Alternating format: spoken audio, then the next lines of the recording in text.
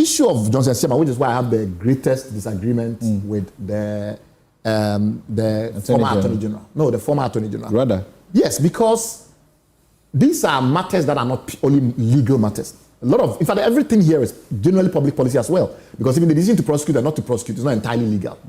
There are a lot of public policy considerations that go into it. But I think this matter was extremely interesting because in the banking and finance sector, it's not only the legal issues that are important. There are other issues around macro-fiscal stability, etc., that are important. The current Bank of Governor was executing policy that his colleagues in the Bank of Ghana agreed with. He was executing policy that they agreed with, which was that we should use the emergency liquidity program, the fund that we have to support banks that are in distress, not in distress, but are having liquidity challenges. We should use it to prevent banks from failing. There are two types of liquidity provisions in this respect. There is the emergency type that you use, which can extend to as much as 3 months. That is, we can give you the money as a bank as much as 3 months.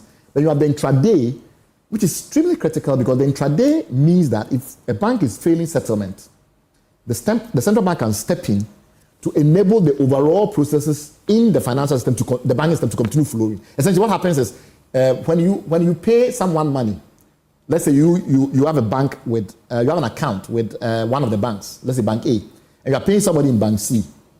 There has to be a settlement process because the bank, it's not the same, the accounts are not held in the same bank. So it's not just a matter of moving ledgers. You need to typically have a central bank situation where they debit the accounts of the different banks. If at that moment, the bank that it's being debited doesn't have money in their settlement account, it can lead to payments being failed. And this can have serious distress elements across the entire financial system. So if because of all of these factors, a decision is made that we cannot allow contagion in the banking industry, so we'll give money to Unibank through UMB, because at that time Unibank, I think, did not qualify to receive it directly. And this was a matter approved as a matter of policy. How do you pick up one of them, the deputy governor, and then sue and then prosecute him?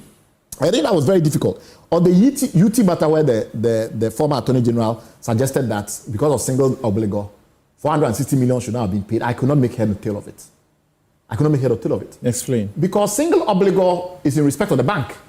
You are prevented from giving too much of your money out to a single person because you are concentrating risk. But the central bank is not obliged to observe single obligor if they are giving liquidity assistance. You understand what I mean? If the central bank is giving liquidity assistance to a bank, what is the single obligor issue in there?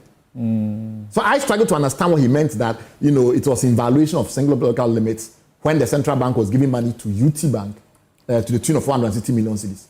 If UT Bank was giving all that money out, and you suggest that they were breaching single obligor limits, I will understand, but that will have nothing to do with the central bank.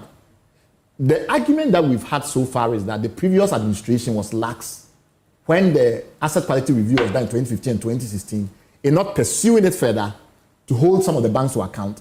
And then all of us have had policy issues today. But remember that the law that is being used, which gave the Bank of Ghana all these powers that they exercised so liberally during the resolution, that law was passed in September 2016. Correct. Long after these matters had occurred. So the instruments were not available to the central bank to tackle the situation in the manner in which this new administration, or the one that followed them, their predecessors, were able to do.